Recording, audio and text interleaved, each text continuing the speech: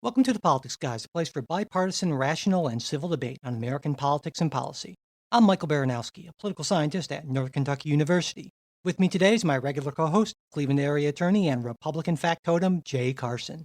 Good morning, Mike. Hey, Jay, how are you doing this morning? I'm doing pretty good. Obviously, I think everyone knows what we're going to be talking about today on the show, it being our first post-election episode. So why don't we have a lot to cover? So why don't we just jump right into it if you're ready? All right. Okay. Yep. So we'll start, I think, with the results of the House and Senate races. And for those of you who caught our live show that we recorded and then released just before the election, you know that as a team, we were entirely right. So we worked well together. I said, and we'll start with the House side, I said that in the House side, the Democrats would pick up 40 seats and take the House. Jay, you thought the Republicans would hold on to a very slim majority in the House. And as of the time we're recording this, it looks like Democrats picked up somewhere in the mid-30s in seats. There are a few races that still haven't been called. So, Jay, what do you think happened to sort of upend your election prediction on the House side? What went wrong? Yeah, Where what did I went miss wrong, Jay, or what went right? partially again, you are a numbers guy, and I tend to be a little distrustful of the numbers. Just having worked in a lot of Fake campaigns, polls. yeah, and fake. No, not fake polls, but that the sometimes I think the margin of error in polling is larger than is reported or can be. It's an inexact measurement. In my experience, Republicans tend to do better at the actual elections than they do in pre-election polls, and there's a bunch of reasons for that, which we could talk about today or some other time. So, I mean, I sort of factored that in. The other thing I factored in was kind of a corrective sort of sense of, well, we both sort of missed Trump on that. I mean, I was completely certain that Hillary Clinton would be the next president, as were you. So that's another example of sort of those polls being. And I know you're going to say, well, the polls with margin of error and so forth, but having missed that, I sort of maybe weighted a little bit more races for Republicans. So that's where I guess where I missed the call, but well, I don't know. And certainly and we'll talk about this when we get to the Senate. So I was only half right as well, and I was on the Senate side. I was going a little bit against the polls and more with my gut / hopes. But on the House side, a couple things I wanted to talk about after patting myself on the back for basically just agreeing with the polls. I will say that it wasn't a great day for progressives. It was a good day for Democrats on the House side about what we had hoped and expected. But it seems to me, based on everything that I've seen, that really it was moderates that gave the Democrats their majority. And this kind of, maybe this is a little confirmation bias on my side, but I would argue just what I've been arguing from the beginning, that if this Democratic House goes too far to the left, they might very well imperil some of these gains that allowed them to get their majority back in the 2020 elections. And so I'm very pleased with the House results, but I certainly hope that the leadership and the party doesn't go too far left. And it seems to me that the initial reading is that they are very well aware of that, at least the folks in the leadership. And so, I mean, there are going to be those on the left, on the progressive wing of the party, who are going to be pushing in that direction. And I just hope that push is not so much ignored, but maybe not given a whole lot of weight, because I think that's going to imperil what good that could come if the Democrats can build on these on this House majority in 2020. Well, I'm sure you can rely upon Nancy Pelosi not to go too far to the left. Well, I think absolutely, but you're joking about that. But really, there are plenty of people in the progressive wing of the party who hate the idea that Pelosi is the speaker and say that no, she's actually too centrist and too establishment for them. So exactly. I know that sounds crazy to you in your right wing dungeon there, but actually, she's considered the enemy by a lot of the progressive. But I understand this though, and this is something that we don't want to talk about. uh, there's another factor that goes on, and as far as moving too far to the left or right, is Pelosi wants to remain speaker. She doesn't want leadership challenges. She doesn't want um, candidates. She doesn't want to end up with her own version of what the Republicans have in the Freedom Caucus. And to do to assuage some of those members who may be one concerned about a primary challenge from the left, she will necessarily have to tack left in many cases, Yeah, or at least give them some voice. And it's just that's just the dynamics of it. You're absolutely right in that if you look at the places where Democrats made gains, they were in the closer, more moderate suburban districts where progressives would be unlikely to win. But you could have a more centrist Democrats could. Um, so yeah, there's certainly that. That's where the wins were. To the extent there were progressive challenges, either in governors races, which is something different, or Senate races, that's something different. But so it remains to be seen. But she's going to have I agree with you from a governing standpoint, from a larger picture. Let's have expand the Democrat majority. She'd be better off playing more to the middle, but I think it's going to be difficult to do.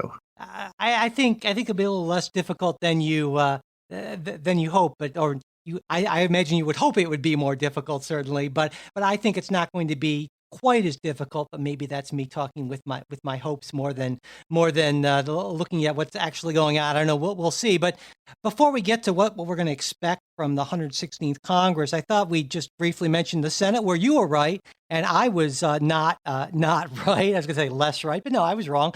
You said the Republicans were likely to pick up 2 to 3 seats. I thought things would stay, essentially where they were, 51-49. And on my end of things, I thought that it was possible that a late surge by O'Rourke possibly could just knock off Cruz in Texas. I thought that Nelson might just barely eke out a win over Scott in Florida. Now, that race hasn't been called, and there's all kinds of stuff going on with that. And then I thought that of those three most endangered Senate Democrats, Heitkamp, Donnelly, and McCaskill, one of them might somehow, I don't know, magically pull it out. Now, so I think, the party of science. Well, I think that my first two suppositions were at least reasonable based on the information we had, but that third one, that was a little bit more wishful thinking, I suppose. So, Jay, any thoughts on any of those races or the Senate results in general? Beto O'Rourke was a media creation from day one, and I think there was a lot of hype there. And he came pretty close. I mean, he gave Cruz a scare. Perhaps, but still, considering everything that was thrown into that, right? It's again that would be to me that was always a pipe dream, and it was a strange sort of drinking the Kool-Aid of, oh yeah, we've got a shot here in Texas. But before we move off of that, I mean, the fact that O'Rourke got over 48% of the vote, I mean, that's pretty impressive in Texas, wouldn't you say? I mean, that's not nothing. It's not nothing. I mean, that's a pretty close race. I mean, it was basically within 2%. And who would have thought that 6 months ago? Even, I don't think very many people. 6 months ago, people were predicting when to win. Well, I mean, I don't know, maybe 6 I mean, what happened? What happened maybe 3 months ago? People were predicting him to win. We're saying this is going to be a huge change thing. Ted Cruz is in trouble, and it turned out to be just not the case. Well, I mean, I would disagree, because it certainly what came down to, I mean, a race that's 2% or so. That's a contested race basically, and so I think I see that as a pretty significant gain. And you may say that O'Rourke is a media creation, and certainly all the media coverage and there was, I believe, a surge because of the media coverage and the excitement. But that isn't a fake thing. That's a thing that really happened, and it came pretty close to knocking off Ted Cruz in a very red state. Okay. No, so but My other one that I missed, and I was hopeful that Republicans or the Democrats would again the Me Too Democrats would rise up and either not vote or vote against Bob Menendez. That turned out to be not the case, and I think those folks in New Jersey ought to really be sort of ashamed of themselves and take a hard look in the mirror next time they're going to march about women's rights or something to so anyway. And yeah, and Menendez was under a legal cloud that had ended up that was actually lifted. But on the Republican side, the Republicans actually voted in or reelected 2 members of the House who are under indictment right now. Right. So, it seems like voters don't really care so much about, indictments and that sort of thing. It's like, well, who's the Republican and who's the party. I mean, party loyalties are pretty strong. More of the conduct that Menendez, and again, in Menendez's cases, it's not really disputed. Of flying in underage girls and so forth for but I parties. believe he was cleared of any sort of legal, He was cleared on the charge that there was a quid pro quo. Yeah. Of doing favors, Yeah. Not that it was sort of that there was no exchange or premeditated exchange for Right. these favors, not that they didn't occur. And then you have the 2 Republicans who haven't been cleared of anything, but I think they both won fairly comfortably, I believe. Sure. But anyway, I'm saying it's not. My point is there is a difference in the nature of the charges and also of the rhetoric, which during the Kavanaugh, because I was off for a lot of that during the Kavanaugh nomination and thereafter, and women's marches and whatnot, and pink hats and Handmaid's Tales and so forth. If you look at what Menendez was doing, it's really really deeply troubling. But again, folks are willing to look the other way, including sort of some of the same folks who were, encouraging all the Handmaid's Tale cosplay stuff. So, Right. Well, let's talk a little bit about what we think this means for actual policy now that the whole electoral spectacle is over, and it's kind of time to get down to work, or at least it will be said in January with the new members of the House and the Senate and so forth. I thought maybe we could start with the Senate because the changes there are less, are smaller. Certainly, what do you see as, if anything, as being different in the Senate come January? I think Republicans in the Senate, this goes back before the elections to the Kavanaugh nomination, have grown a little more confident and will have more of a backbone.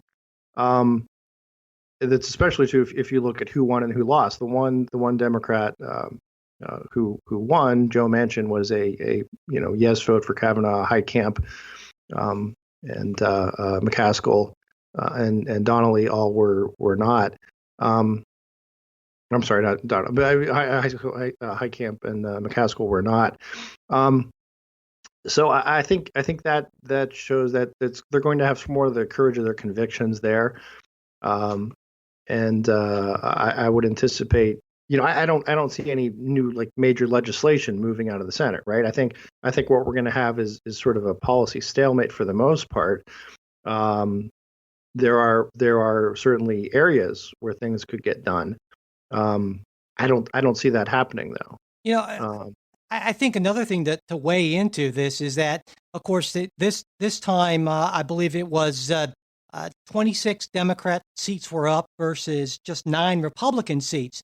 But in 2020, it's going to be 21 Republican seats up for just 11 Democrat seats up. And then 2022, I think it's essentially exactly that, or pretty much the same as well. I think it's 22 Republican seats for 11 Democratic seats. So I think certainly they're there might be some of those Republican senators who are in slightly more moderate states who might have to bear that in mind, not just in this next cycle, but in the cycle after that, and that might have some sort of effect on how they see things and how they act.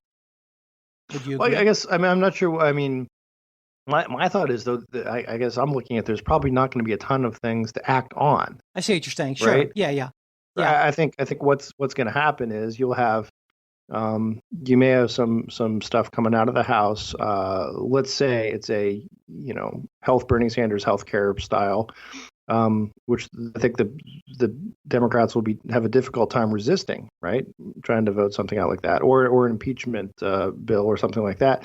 And I think what'll happen is the Senate will just choose not to take it up. Right. Yeah. Yeah. No. I think you're definitely right on that. One thing though, I think that can make potentially a difference is because there are a few more Republicans in the Senate, that might make it easier to confirm more conservative judges and the more conservative, appointees. The judges being the big thing, of course, because those appointments are essentially for life. And as things are now, is your modifier more? Is that modifying conservative, or is that modifying judges? I see what you're saying. Well, I guess both ways, really, because now, I mean, more conservative judges. As it is now, certainly because the margin is so slim, you always had to be concerned about those couple remaining moderate Republicans, and say, well, how are they going to be okay with this sort of thing? And they had to weigh into it. But now there's a little bit more wiggle room where if they want to, this definitely was a good election for the Federalist Society, certainly. It was. So, yeah. So I think that might make a bit of a difference on the margins. But I think that the big difference, obviously, is going to be in the House. We're definitely going to see a lot more investigations now that Democrats control the committees and have subpoena power. Certainly, there's this issue of President Trump's tax returns might finally see the light of day because of that 1924 the regulation allowing the chair of the House Ways and Means Committee to examine anyone's return if it's in the public interest. And certainly you can argue that potential conflicts between the president's business interests and some of these deals, you can make a case for that being pretty obviously in the public interest. And so I expect to see that, but I don't expect to see impeachment. It sounds like, that I would guess that soon-to-be Speaker Pelosi and the leadership are definitely not interested in that. I don't think it's going to get it. I don't think it would get a majority in the House. I expect it to be introduced, but not really go anywhere. What do you think? I disagree. I think you're marching to impeachment. Okay, well, I mean, you're wrong, no, and that's okay. I'm glad you're wrong. I think the pressure is going to be irresistible. Nah. I think there's going to be there certainly will be a segment of the House that's going to push very strongly for it, but it's never going to make it. It's never going to get a majority. It's never going to get majority approval. And it's pretty clear to me that the leadership, the Democratic leadership, saw what happened in the 90s with Clinton. They understand how disastrous this would be. And I've been just really pleased at how clearly they've come out to say that this is not something we're going to pursue. I think they're doing the smart thing, which is to push on these investigations, to hold the administration to account, but not to rush to impeachment, what's the point of the investigations? Well, the investigations is before you do something as dramatic, as drastic as impeachment, is you marshal your evidence. And if there's not enough evidence, well, then you don't go forward with something like that. And I think that's the smart thing. I think that's the wise thing. And that's what it looks like to me the Democrats are doing, and say good for my party for taking the smart move, I think. Yeah, no, I think they're buffaloing you there. Okay. No, that's fine. I'm not disagreeing. I'm just saying that you're wrong, and I'm glad you're wrong.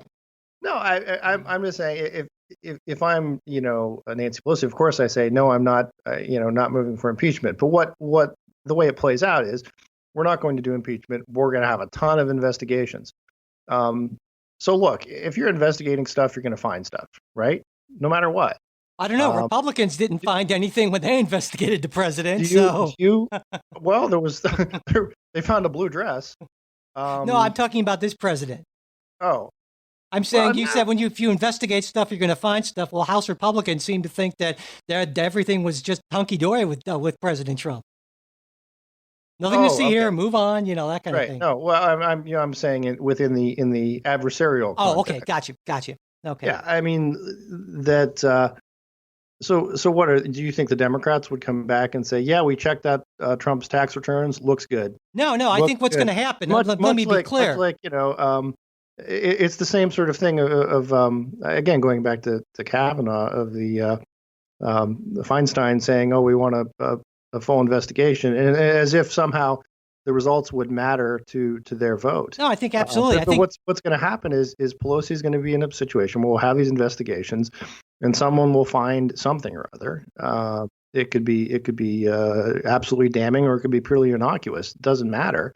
The fact is that there's going to be that push of, okay, now that we found something, what are you going to do about it? Sure. And I am saying that, and I'm telling you that it's not going to rise to the level where I'm betting it's not going to rise to the level where they're going to say these are impeachable offenses. And these are things that are so clearly impeachable offenses that not only will there be impeachment, but there will be enough votes for conviction. It's not going to happen, Jay. You're totally wrong. Once again, you're underestimating the Democrats, and that's okay. I get that because that's fine. You're wrong. Laying down the marker here. We will check back on this issue, and let's say about 6 months, 3 months, 6 months, 6 months, a year, whatever you want. It's not going to happen because the Democrats know they don't have the votes. They don't have the votes for conviction. They know how that would backfire. Not only that, but the prospect of a couple years of President Pence is not exactly a thrilling prospect to the Democrats, so to my party. So anyway, but you're right. Time will tell. And when I am right, I will try not to dislocate my shoulder, patting myself on the back for this one. So one other thing I wanted to ask you about, what do you think about the whole tax return issue? Do you think that's going to, obviously the administration is going to challenge that, but do you think that's going to come to light in the end? What's your sense of that? I haven't really done a deep dig on this. First of all, my first thing is I would suspect there'd be a good legal challenge that it's, something of like a bill of attainder almost. That you have an officer of the House who can just is authorized to go after somebody if he feels like it. But secondly, I'm not sure. Donald Trump has been through IRS audits, is in the midst of IRS audits, and to the best of my knowledge, there's nothing that's come up that has been risen to the level of any kind of tax fraud or tax cheating or something like that. That would be. I don't know. That's the issue. Now again, what you're saying is they're looking for something else that he could have transactions overseas that you would say would impair his ability to act in the best interest of the United States. Yeah. I don't. Given the situation, I would say, okay, well, maybe, but is what do you where does that get you legally if he entered into, again, you would have to show sort of that.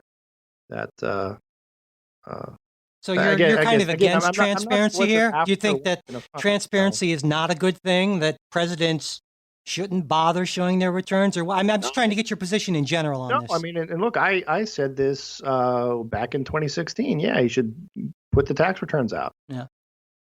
And maybe they will come out. I think I said that back in 2016. I don't know, but you're saying it now, and that's sounds like something. I credit you for saying that. No, my sense would be, sure, because that's what presidents do. That's part of what you always is part of the process. And if there's something bad from the purely political standpoint, then go ahead and get it out there. Get it out there and deal with it. Or just cover it up forever and hope you can't be forced to reveal your tax returns, which is seems to be the Trump approach. Here's a funny, a funny corollary might be Obama's birth certificate, right? Okay, I'll be interested in seeing where you're going with this. Look, because President Obama played that beautifully, and I'm not a birther conspirator or anything. Quite the contrary.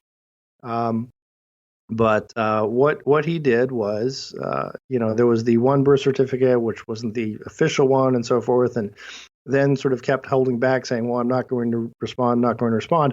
Which what he did was sort of allowed the conspirators to kind of feed on that and get crazier and crazier. And oh, there must be something he's hiding, must be something he's hiding, and well, no, there's not. Um, so Trump might be doing something like that. It might be again something, as I think we speculated way back when, that one of the reasons he might not want to release his tax returns is that he's not worth as much as he says he is. Yeah, absolutely. And it was a personal sort of doesn't want to look like a total loser. Yeah, I can buy that. And it could be something that goes to his personal vanity rather than any policy or concern over foreign influence. Sure. I think it's probably a bit of both, but maybe we will see. So let's move on from the federal level to the state level. For the last, I guess, for the last decade, Democrats have been losing ground here, and I'm pleased to see that my party made at least something of a dent in those losses that have been accumulating on Tuesday. I mean, following these elections, Republicans will have unified control of state legislatures in 30 states, and that's down from 32, while Democrats will have unified control of the legislative branch in 18 states, and that's a gain of 4. In addition to that, Democrats are going to come out of these elections with 23 governors, which is a gain of 7. So that's a pretty decent day for my party. What would you say the impact of this is likely to be, Jay? I don't know. It's hard to say. I mean, the biggest thing that, if you're talking about federally, one of the reasons Democrats, I think, have been hurting is because they didn't have a strong bench. Sure. Yeah. And getting more governorships gives them that little bit of a deeper bench. So I think long term that's helpful. The other thing is though a little bit it depends on state to state, right? There were some places where you would there were some states that sort of reverted back to the mean, I guess, right? It Mm-hmm. was most likely typically should have been the Democratic governor. It was. So it's hard to say what does that mean nationally. I can't say other than look, it gives you a deeper bench, gives you some more spokespeople you can put out there, helps you build organizations in certain states where there's an effect of, if you have a popular governor, he can go out and assist in campaigning for legislative seats and so forth. And again, that's a governor to governor sort of comparison, right? I mean, Right. some do it better than others, and so I guess the best I can say is remains to be seen. Yeah. Well, I think there are some things that we know. For instance, this should definitely have at least some marginal effects on redistricting after the 2020 census. But potentially, I would say, especially Again, that would depend on the states and their constitutions and who's on their apportioning boards and that kind of stuff. Exactly. But it always as a general rule, other Governor's things being almost always on. Yeah. it helps to have more people from your party. Also, I should point out that we're likely to see less gridlock. Like right now, Democrats have 8 what some is called state government trifectas, meaning that you control both chambers and the governor's office. And starting next year in 2019, they'll have 14. So that's a pretty big pickup. Now, Republicans are much better on this. They have 26 right now. That's going to shrink to 22 in 2019. And obviously, when you have that trifecta, that really helps to kind of move through policy. It does. Well, and something else that is different at state level than federal level is that I believe all states, if it's not all, it's certainly almost all, have state constitution requirements that they balance the budget.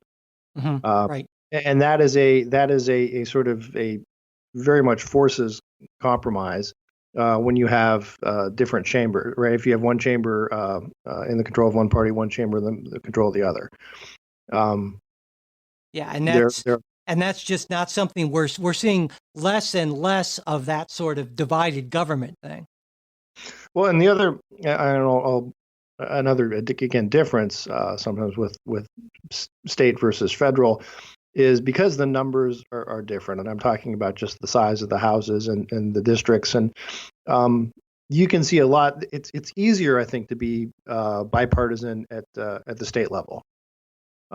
Is my sense. I mean, Right. again, that's just based on my experience, because you're and I don't know. It's again that's gonna vary state to state and district to district. So, Yeah. um, Yeah, and but you, but yeah, I think you're right. I mean, if you have someone in the other party that you have to deal with, that's going to be a push towards more yeah. bipartisanship. So And that's a good point you bring up, because at the congressional level, certainly, while there's going to be a lot more gridlock, there is certain legislation that needs to happen. Obviously, the budget and debt ceiling are the two things that come to mind, and it'll be interesting to see how those issues play out, because it's going to be presumably considerably more difficult, and there's going to have to be some sort of negotiation.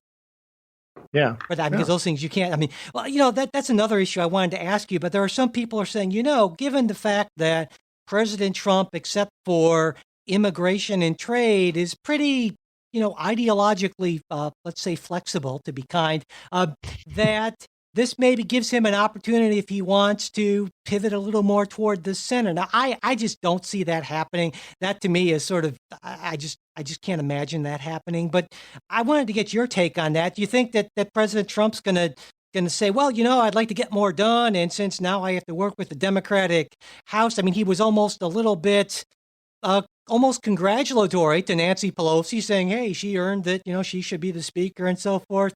Or do you think that's just people deluding themselves, as I do? I think it probably depends on the issue, and again, I think it's going to depend more on Pelosi than it will on Trump. Um, Trump, if you're, think back, yeah, the Chuck and Nancy meeting, and what good buddies they are, and all the things they're going to work on together. And of course that didn't pan out. I think there are some things like infrastructure, which would be an easier sell because it's not particularly ideological. You get Republicans who would object to cost and so forth, but even there, Republicans are more likely to go along with infrastructure spending than they are just general spending, new programs, that sort of thing. So I think there's an opening there. I don't know on. Let's put it this way: if they're smart, I mean, I think there's. You and I have said this a bunch of times. I think there's some compromises that could be had, particularly on immigration. Um, but I'm not sure that. And Trump, I think, would be willing to make those compromises, right? I mean, essentially, we agree to DACA, we agree to reform on maybe the asylum stuff, and in return, he gets a wall or some sort of barrier or something like that. But I don't think the Democrats can go there.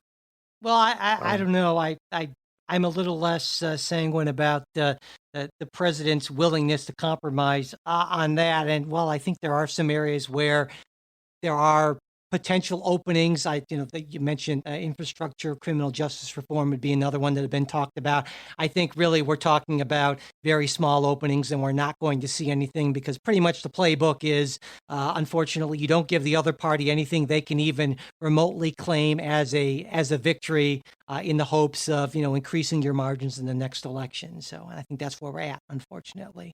Um, before we get to the ballot issues, because there were obviously a lot of ballot issues, and some pretty important ballot issues. We want to thank our newest supporters. It's been a few weeks since we've done that. There have been a bunch of folks. First off is Wilmer, who recently made an extremely generous pledge of support through Patreon. And he commented, I decided to sign up on Patreon because I listen to the show every single week, and I know that everything has a cost. In addition, during the past year, your show has made some changes that has kept its core promise of an objective summary of the weekly political news. I think that a show like The Politics Guys needs to have a bigger presence in our society, and I will do my part to tell my friends and acquaintances about it.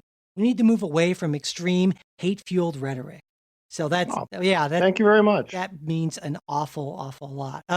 Next we have Don, who recently increased his level of support to the show. He wrote, I just, I just heard to tell you about yours and Jay's yours and Jay's book idea. We're excited to be starting on that now, and also the idea to do more in the area of bipartisan news analysis. Thank you for your renewed commitment to what you are doing. And even though some might say that I'm being dramatic and exaggerating when I say our country needs you in this, but our country needs you in this. Thank you very much. Yeah. Now more than ever. Yeah, and he said that, yes. And so Don says, to help, I'm going to double my support today. And that's just what Don did. And I wanted to send you all that message. He says that what you are doing is important. So thanks, Don. And also, we have two brand new monthly sustaining supporters through Patreon. They are Angel and Josh. Thanks, guys. We definitely appreciate it. Of course, when you become a supporter of the show, it's not only that you help us do what we're doing and do more of it and keep on doing it and all that, but you get access to our special supporters only after show. Last week, Trey and Ken talked about screens, technology, and the political implications of social media. And this week, Jay and I have some good stuff, I think, lined up for you as well. And if you want to do that, it's really simple. Just go to politicsguys.com/support and boom, there you go. Where there'll be, it's quick and easy for us to get some of your money, essentially. But we really would appreciate it. It does help a lot, sincerely. Thanks so much. All right, Jay, moving on to ballot initiatives. There were a ton of them. There always are. I thought as a way to kind of make some sense of this, we could focus on the top 2 or 3 areas, things, kind of patterns that we saw. And to me, the biggest thing was Medicaid expansion. Voters in 3 very red states, Idaho, Utah, and Nebraska, approved measures to expand Medicaid coverage. And in Maine, the newly elected Democratic governor said that enacting their voter-approved Medicaid expansion that happened in 2017, that was going to be her top priority. And that's something that the current Republican governor has been fighting and stalling on. And so now, with Tuesday's elections, the number of states with expanded Medicaid coverage is 36, obviously a pretty strong majority. So what do you think about that, Jay? I see it as a positive development, more states, more voters seeing the light and telling their, kind of Republican leadership who is pushing back against this, no, this is something that they want, and the voters are getting what they want. And I think it's a good thing, especially for the poorest and most at-risk residents of these states. How do you see it? Well, and as H.L. Mencken once observed, is democracy means that the voters ought to get what they want and get it good and hard. That might be the case. I mean, I've always been a little, and I think conservatives in general, leery of the big issue support, because it takes issues that are complicated and boils them down to very easy yes/no sound bites. And if you're running a campaign of would you like more people to be covered by some sort of insurance? Well, yes, of course you would. But not factored in are the costs and how those costs will expand over the course of years. There's a federal level of support, and then as Medicaid expansion under the Obamacare operates, that federal money shrinks as the state percentage increases. In all the states where you've had Medicaid expansion, the costs have vastly outpaced what the predictions were. I know in Ohio it's been by a factor of over 100%, and I think it's going to be a budget issue for these states that have done this. Because when you have an entitlement, that what happens is that starts to crowd out funding for other priorities. I guess again, I'm not crazy about the big ballot initiatives that seek to deal with sort of big questions, sort of with sort of a blunt instrument. Do you think it's? I mean, certainly. One part of the equation is to look at the cost of Medicaid expansion, but I'm sure you would say also that in order to judge the viability and the usefulness of a policy, you should also look at the benefits, right? Sure. And so, I mean, looking at it in that way, the argument that, essentially, and this is the argument from my side, is that yes, it absolutely has costs, and governing is about weighing the costs and the benefits and considering priorities and giving some sort of basic level of medical coverage to the poorest and most at risk. That is a benefit that more than justifies the cost. But wait a second. But we're talking about Medicaid expansion. Yeah. Right. And again, Medicaid was a program designed to provide care for the poorest and most at risk. Absolutely. Right. It was people with below the poverty line or below a certain percentage of the poverty line, kids, the elderly, people with serious conditions. Medicaid expansion is expanding the Medicaid rolls to able-bodied, young, healthy, working people who could be working. And what's going to happen again? That you're going to have to start, rationing those benefits between the sickest and the poorest, and those who are not so sick or so poor. And I think people don't really realize that when you talk about Medicaid expansion, it's being sold as, well, don't you want to help the poor? Well, of course you do, but I think we'll wait and see, but I think the experience is going to be something different. So than what they expect. Yeah, certainly you're right about the rationing issue, but healthcare is always going to be rationed, and the question is who's going to do the rationing based on what criteria, and I think that based on the criteria of ability to pay and so forth is not the best criteria, and I think sort of need and is a much better one, and I think this is a positive outcome, obviously. But moving on, another big issue: 6 states passed expanded victims' rights laws, and sometimes called Marsy's laws. Now, It seems to me on the surface, victims' rights, this seems like a no-brainer. And in fact, that's another easy. If you look in all of these states, it passed with sizable majorities. But as I understand it, the basic idea is that victims should, and this is how it's been sold, is that victims should have rights equal to defendants. But the opponents of these laws, particularly the ACLU, which has kind of led this charge, says that this is kind of a false premise because defendants' rights are rights against the power of the state, which has the authority to deprive people of liberty or, in some cases, life, whereas victims' rights are rights against an individual. And the concern here is that pitting victims' rights against defendants' rights sets up a situation where defendants' rights, who they're just generally less they don't get a lot of sympathy, those rights are likely to lose, which has some potentially troubling ramifications for protections of those accused of crime. So, Jay, what do you think about the spread of these victims' rights, Marsy's laws? Well, we'd have to talk specifically about, and I'm not versed enough in what all the different versions are, but the typical one is, something about you'd have the right to make a victim impact statement, which is really, that's probably the law in most places. Anyway, right to be present at sentencing and hearings and so forth. Then right to notification if an offender is released or paroled, something like that. So, again, my bigger issue is first doing it with the blunt instrument of a ballot initiative, because there are a lot of complexities there that I think would be better left to the legislature. As a lawyer, this troubles me just a little bit. Mm-hmm. The idea that I understand a victim impact statement post sentencing. I think that's important, or at sentencing, before sentencing. But it's one of these things where I'm troubled that it shouldn't go to anything that would impact the determination of guilt or innocence. Right. I mean, the crime may be terrible. The victim may have suffered immensely, and certainly has a story to tell. But that should not weigh into factors of guilt or innocence. Did they do it? Didn't they do it? The legal question of is the offense charged the proper offense? Now, again, when you get to the sentencing phase, I think that's something entirely different.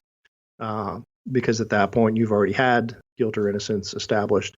Um, the other part of the fiscal conservative in me bristles a little bit in that these laws tend to create some big unfunded mandates Okay. for local governments, county governments, um, on, first of all, keeping track of who all the people are, who all the potential victims are, making sure notifications go out, and so forth. And again, that's going to vary from statute to statute as these are passed. It's all maybe a little bit different. Um, so I don't know. I would say I'm generally not a fan. If you were going to do this sort of thing, I think it's better to do it legislatively than to do it by a ballot initiative. So my But sense, I understand the appeal. It's the easy slam dunk for people who want to go out and say, look, I'm against crime. sure, I'm for the victims, right. and well, who isn't? So. So as a general rule, you've mentioned this a couple of times. I wanted to bring this up. As a general rule, it seems to me that you're just basically maybe I'm oversimplifying, but you're not really a fan of ballot initiatives. No, not really. Okay, No. and maybe you I'm could not saying, look, I'm not saying they're explain why, terrible, because but I think that's an important point because you've mentioned this, and it's not. Well, go ahead. I don't want to put words in your mouth. well, it comes down to it. It's again, you're using sort of a blunt instrument to try to resolve some really complicated problems. We often talk about the problems of unintended consequences, and so often in ballot initiatives you have that, and it's an appeal. And this is almost, I mean, this almost kind of goes back to, it's kind of a Madisonian sort of thing. Is, look, our system isn't built to have just government by the acclamation of the people, right? Um, it's a republic, not a pure democracy, and these ballot initiative uh, things, which again, there's no such thing as a federal initiative, thank God. I was waiting for you to say that. Well, I got to And there's say, a reason for that. And again, these state ones didn't come about until the early 20th century. Um, we lived quite a while without them, and I think better. But again, the other trouble. So often when I say initiatives, a lot of the times they are things that are drafted into the state constitution rather than just a new law by initiative. It is, we are amending the state constitution to provide whatever, again, something that shouldn't be in a constitution. right. Well, and I got to say, in a way, I agree with you. I think you're absolutely right in that to make a ballot initiative sort of understandable and comprehensible, it has to be almost by definition a blunt instrument. And I have those concerns generally, and I share them with you. I also share the concern that it's too easy for the public to be manipulated, not because people are stupid. There are certainly some stupid people out there, but just because a lot of these things are just very complex issues. There's a reason why oftentimes legislation is hundreds or thousands of pages. But to me, I guess where maybe you and I part company a little bit is I feel that this is a reasonable response to just so much more partisan gridlock when people feel elites of both parties are engaged in basically political games, and have sort of aren't really worried about policy outcomes except as they affect the struggle for power. And they're saying, well, we want this thing to happen. You're not doing anything. We're going to take matters into our own hands. And I think that's the point we've reached. And I certainly think it's understandable. It's certainly not optimal. Which is sort of what they said during the French Revolution, right? Well, I think that's sort of obviously an fine. no one's saying off with their heads, but they're saying the system is broken here. You're not addressing our needs, and we need to do something about it. And so, in that way, I think it's understandable and in a way laudable, but hardly optimal. Well, I would say, I would look at it a different way. To say that these are nonpartisan, I think that's a little naive. No, not nonpartisan. I'm just saying that partisan elites on both sides, they're playing a political game, whereas a lot of voters are saying, hey, we're concerned about how our lives are being affected. And while you're playing your little power games here, we have some real needs that are going unmet. That's what Yeah. I'm See, saying. again, I think you're being naive. As far as the That real needs that being people met, care to about. me, no, because so often what also happens with a lot of these is you will put, one side or the other will put something on the ballot in the hopes of driving turnout for one side or the other. We had something like that here in Ohio this year. We had something like that here in Ohio about 10 years ago. Um, and it's troubling, and it's there's also sort of this sense of, well, we can't get what we don't want through the regular legislative process, so we're going to go and do this. Not to say that this process is invalid; it's part of the state constitution. Um, but I think it's troubling in that there's less room for debate, less room for nuance, and is, again, especially if you get things put into a state constitution, which it's then difficult to undo. Um, it's bad, and it's not easily adjusted. It's not as if you can say, okay, we passed this statute a couple years ago, we're having trouble, we're going to do some amendments to tweak it. Sure. Well, again, and that's why I agree with you to that extent, that it is not there. It is certainly problematic, and you and I definitely agree on that. I guess, in a sense, and this is something we've covered in the past, is that you tend to see things as being much more kind of political machinations, and that's essentially all that's driving it, or just the strong Yes. preponderance. And I'm much more idealistic. I'm not idealistic by any any means, but I'm more idealistic than you are. I guess you could say I'm an idealistic skeptic, where you is more of, I call you more of a, this is going to sound harsh, Jay, correct me if I'm wrong, more of a Machiavellian cynic. I would say I'm just a realist. I mean, look, Yeah, I've and I would lived disagree. this. I've lived Yeah, in this. I mean, sure. this is kind of the real world. And I'd also point out, so many of these initiatives, it's not cheap to do this. Sure. So if the idea is that this is just a group of the grassroots people meeting in the neighborhood and saying, "Gosh, we ought to do something about this. Let's go out and have people sign petitions Well, no, at of the course grocery not. Yeah. store." You have to have someone behind These it. are pieces that are sponsored by your plutocrats, right? I mean, the one in Ohio it's the George Soroses, it's the Zuckerbergs, it's not the common man who is somehow upset that his government isn't serving him. It is people with a lot of money. Well, I'm gonna push back a little bit on that, because you're right. You're unquestionably right that it takes people with that it takes people with resources to generate the drives and to get these things on the ballot. But that doesn't mean that there's not a legitimate public sentiment, like, for instance, for the marijuana ballot initiatives, which we've seen a whole bunch of in the last decade or so. And when you look at polling data, you can see that there are, pretty sizable majorities, and now even small majorities among Republicans. So the idea that you can just kind of create this out of whole cloth with enough money, I challenge that. I don't really think that's true. You can maybe get these things on the ballot, but you have to convince enough voters. And so I guess I have a little more faith in the public than you do, Jay. Well, no, I mean, actually, I would say my faith in the public is because most initiatives, and I've worked on a number of these kind of campaigns. You're always so much better if you're on the no side. Sure, yeah, absolutely. You can sort of spot yourself almost 5-10 points automatically if you're on the no side, just because it's this. People are like, well, I don't know. Do I want to change the status quo, dramatically, change the Constitution? Probably not. Sure. But what you'll have is you'll have these things come up year and year and year again. And eventually you have things like, we now have, again, I'm thinking Ohio just because it's where I live, but gambling in Ohio, casinos. We did not before. And the folks who pushed it were the casino owners and a small percentage of them. And you even have like dueling sort of initiatives of which group of these folks are going to get what they want written into the Constitution.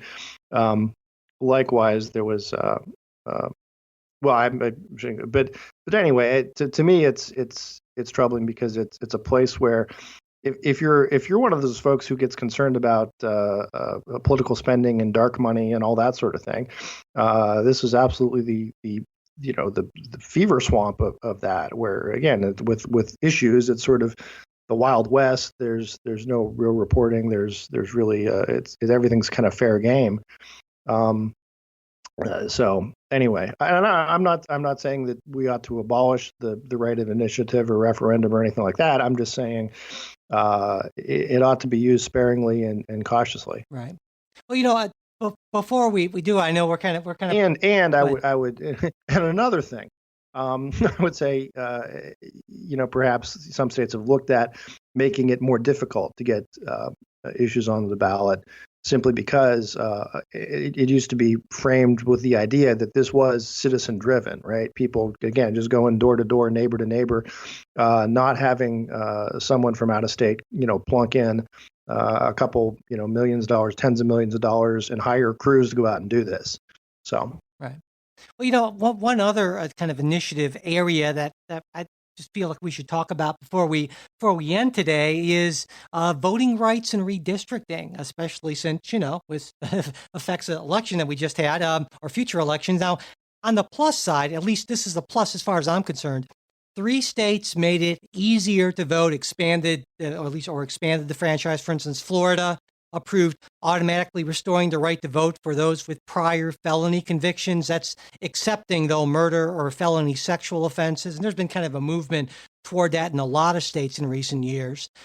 Maryland approved same-day voter registration, and Nevada improved automatic voter registration. Now, at the same time, and I would say more troublesome, Arkansas and North Carolina passed photo ID requirement laws for voting, and there are 17 other states that also have similar type laws. On the redistricting side, voters in 3 states, it was Colorado, Michigan, and Missouri, approved laws that reformed the redistricting process. And while the specific proposals differ, they all center on making it much more difficult for elected officials of whatever party to engage in partisan gerrymandering. So overall, I see these things as a plus for more open elections, allowing people to, as reasonably easily as possible, exercise their right to vote. So essentially a win for democracy, I'd say overall. Jay, what do you think? Again, I'll go back. We had this sort of exchange in Facebook. Back in the mid 80s, let's say, I would say Ohio was a solidly blue state. We had a Democratic governor, two-term Democratic governor. Both houses of the state legislature were Democratic. One flipped in the mid 80s, but otherwise, we had a history of going back some like 40 years. And the way people voted then was you had an election on election day. If you were out of the county or sick or over the age of 65, you had the option to do an absentee ballot. But you didn't have sign up folks for motor voting, motor voter. You know what I mean? Yeah. You automatic sign up then. You actually Happened had to in go the 90s, and sign up. Yeah. You didn't have judges holding certain polling places, only certain polling places open later than usual. You didn't have provisional ballots. You didn't have any, or you did in some cases have ID requirements, stricter requirements, and we liked it. Right? You didn't have early voting. You didn't have same day registration. Well, no, but here's the thing. But Democrats thrived in that system. And again, this was a system that we've had for years and years. And now all of a sudden we're looking back and saying, oh gosh, people are being disenfranchised. I don't think it happens. I know it's very difficult, but I'm going to ask you to look at this not through the lens of political expediency. I'm going to ask you to look at this through the lens of helping people exercise their right to vote reasonably. I mean, are you saying that it was better back when it was more difficult for people to vote? In a way, yeah. Okay, let me explain why. Because here's the thing: if you're going to vote, you're making a commitment to your community, to your country, and it's not just this isn't just texting your favorite on American Idol. This is something that's significant, and if you're going to have the right to vote, which you do under the Constitution, there are responsibilities that go with it, and it's not unreasonable for people to take minor steps to be responsible, to see that they're registered, right? to prove they are who they are, right? And I would say, listen, if you want to have a photo ID requirement, the government ought to make sure that people are able to get photo IDs for free. There's no poll tax and so forth. Um, Well, but Jay, I will say, so I mean, I think there's also something to be said against early voting. You don't walk out of the movie 3/4 of the way through. You don't want to wait to see how it ends. That early voting has changed the way people do campaigns, and I think for the worse, right? I'll say on early voting, I agree with you. I think you have a good point, and that early voting can potentially change campaigns, and I think that's a reasonable point. Certainly, I guess I would also say that you and I probably aren't necessarily as far apart on this. I think it's a reasonable point to say that, well, voting, there are certain responsibilities, and it sounds like that we even agree that it's okay to have certain requirements so long as those requirements do not fall harder on one group. So long as those requirements are not made so as to sort of systematically make it more difficult for a certain group to vote. Absolutely. Okay, well, in that sense, I mean, we don't necessarily disagree as much as some people might have expected us to, because in principle, I agree with just about all of that, essentially. I would say one thing I'll say is that I vastly prefer mail-in voting, which I've done for the last few elections, just because it gives me the time to sort of sit back and consider things and maybe look up stuff if I want to look up a few things here or there. Some of those judicial races can be sort of confusing in that. And to me, that is a big advance, certainly. But consider the irony, though, of this. With mail-in voting, right? It is in most places, and there's some Supreme Court stuff going on about this. You are not allowed to walk into a polling place, and I couldn't. You couldn't wear a button or a T-shirt or something advertising a candidate. You would ironically be told you can't. You can't express political opinions here. This is a polling place. It's again very Dr. Strangelove. You can't gentlemen, you can't fight in here. This is the war room. Right. Yet, if you are someone at home, you could have any number of people, relatives, friends, family, waving signs all around your head. Sure. I just think that's sort of no, I mean that's a weird quirk, isn't it? It's a different sort of situation. And just to give you, a more specific example, for instance, my mom got her ballot, and she's 84, will be 85 later this month.